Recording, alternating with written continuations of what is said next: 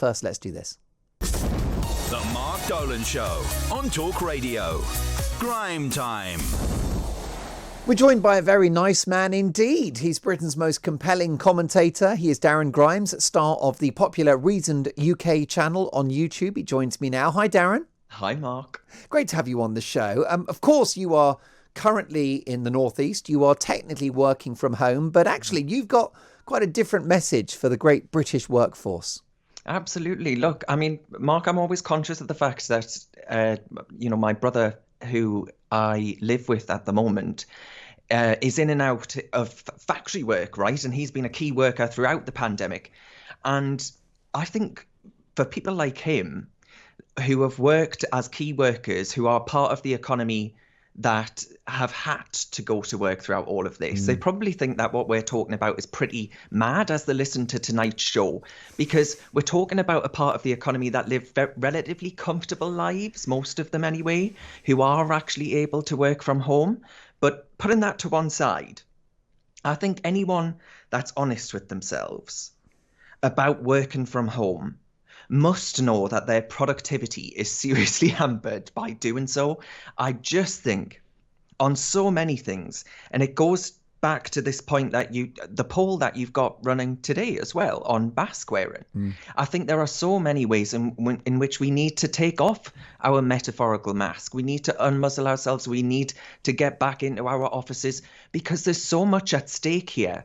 And I think for people my age who are just coming through the workforce, I think it's so important to have that office atmosphere, because you bounce ideas off colleagues, you pick up new tricks of the trade. And I just think we're losing part of our humanity by just saying, OK, let's all just stay at home, do what you've got to do. And it must be taking a toll on the nation's mental health. It really must. It's got to. I think, Darren, there was a honeymoon period at the beginning of the pandemic when it seemed quite fun. Exactly. Because you could send some emails, bake banana bread, spend time with your kids. But I think that sort of little novelty wore off very quickly. And even employers now are beginning to understand that they need people back.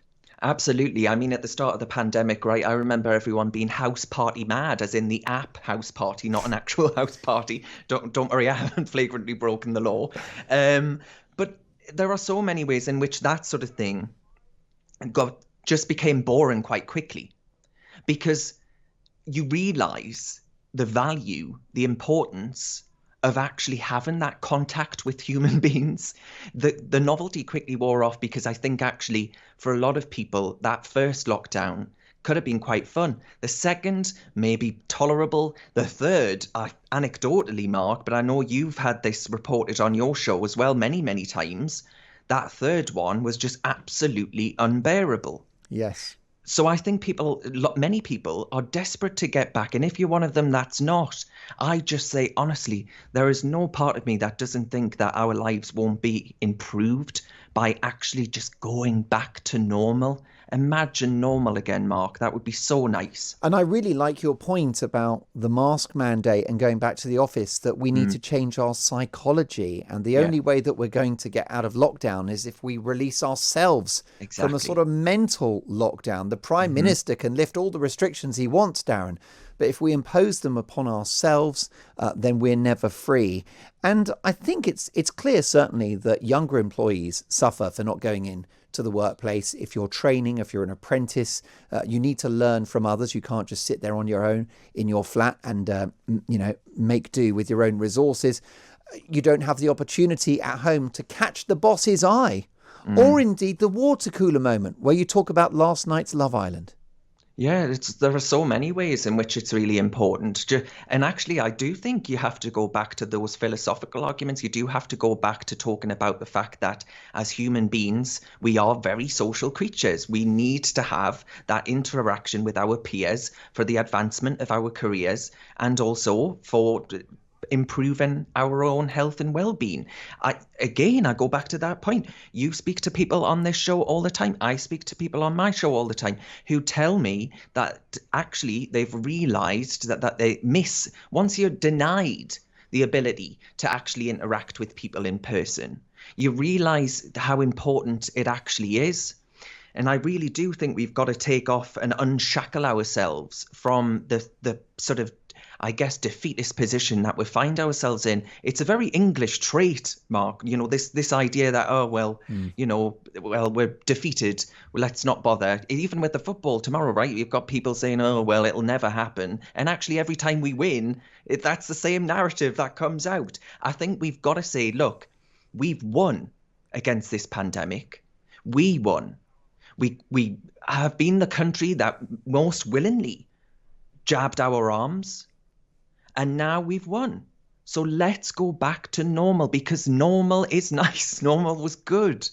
And of course, normal involved a higher economic output. What really confuses me, Darren, about voices from the left that seem very allied to the lockdown COVID narrative, the Labour Party, want data to justify lifting all restrictions on the 19th of July, not understanding that if you limit the capacity of the economy, there's less money for all of those Labour ideas like public health and welfare. It's a complete contradiction.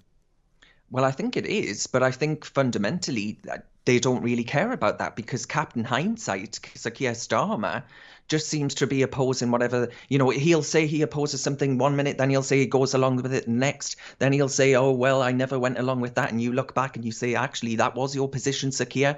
They can't make their mind up whether or not they're coming and going. More positions than the Kama Sutra. It's absurd. So I really do think that we've exposed throughout this the sort of, I guess, vacuum in leadership by much of the left at the moment. There doesn't seem to be anything in the way of, I think it would be a really refreshing thing to hear from Sir Keir Starmer saying, actually, I'm going to stand up for Labour. And by Labour, I don't mean the party. I mean Labour as in actual workers, and stand up for all the things that you've just mentioned. Who have been disproportionately impacted by COVID measures. Mm-hmm. Of course they have. The young people that you've just mentioned there, I think, and I'm far, as you well know, I am far from someone who waxes lyrical about millennials having a hard time. I actually think much of my generation are spoiled, petulant prats, to be honest with you. But putting that to one side, I actually do think we've been disproportionately hit throughout all of this, young people. Correct. And I don't think there's enough of a conversation about what that means moving forward. Sir Keir Starmer should be the voice that speaks up and says, well, actually, it's important for the next generation that you do get back to normal, get back to the office, get back to school even, right? You've got kids who might be leaving school unable to read and write. That, to me, is a completely unforgivable, unsustainable position. Why is he not talking about this sort of thing? Instead, he just talks about how, actually, we should have locked down harder and sooner. That's the narrative. It's clearly a roll of the dice, finally, Darren, from Keir Starmer to challenge Freedom Day on July the 19th. He's called it reckless. I don't think he'll be proved right. And for the first time in what feels like most of the pandemic, we have a tangible difference now between the main political parties. Do you have faith that Boris will see this through and grant us freedom? Is it going to happen, do you think? Because my caller, Chris, earlier is worried that the mood music is good, but it won't happen. Do you know, for the first time, I am actually quite optimistic. I haven't been throughout much of the discourse here, because I think everything you're hearing from the new health secretary, Sajid Javid, I think has been overwhelmingly positive, talking about actually how we must take back our own agency and accept personal responsibility once again, instead of devolving that, handing that over to the state and saying, well, you take care of me. Actually, no, we need to take care of ourselves now. We've had the jab, hospitalizations down, down, down, deaths down, down, down, thank goodness, and all of those other really important measures. So now I think the narrative's completely changed. Instead of talking about how we are nothing more than dangerous vectors of a virus, we're talking about being autonomous human beings with our own agency. And that's the kind of rhetoric I've wanted to hear from the government since day one. So I'm actually quite, for once, optimistic about our chances for Freedom Day. And that's my message too. I couldn't agree more, Darren. Brilliant to have you on the show. See you in a week's time, of course. Darren Grimes, Director of Reasoned UK, for another fantastic